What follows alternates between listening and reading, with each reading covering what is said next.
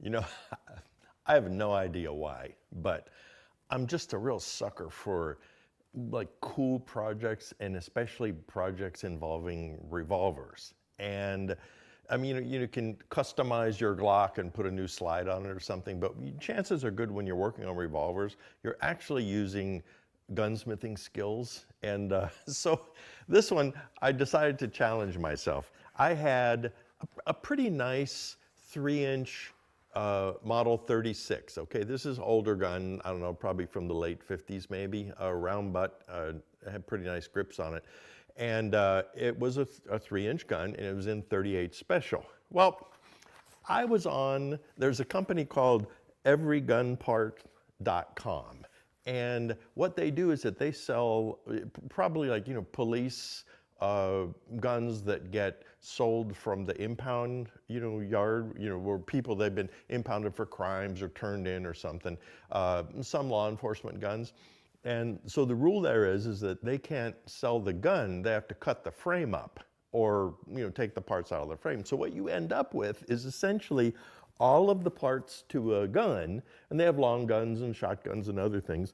This is for a Charter Arms undercover, except no frame. And so you can see here where they actually cut the frame. And these things, they're like they have them on sale for like $80 to $300 or $400, depending on what the kit is.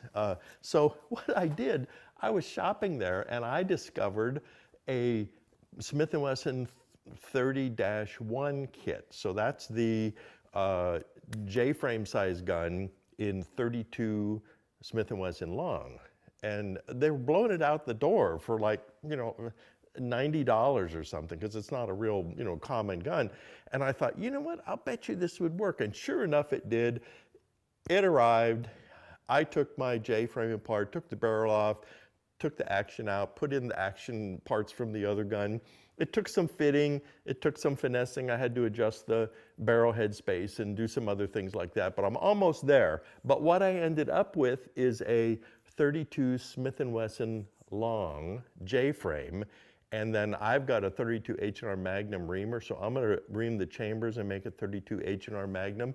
And so look at that, how cool is that gonna be? So once I get it up and running, we'll do a shooting video. So, all right, thanks for tuning in, and who knows what's gonna happen next.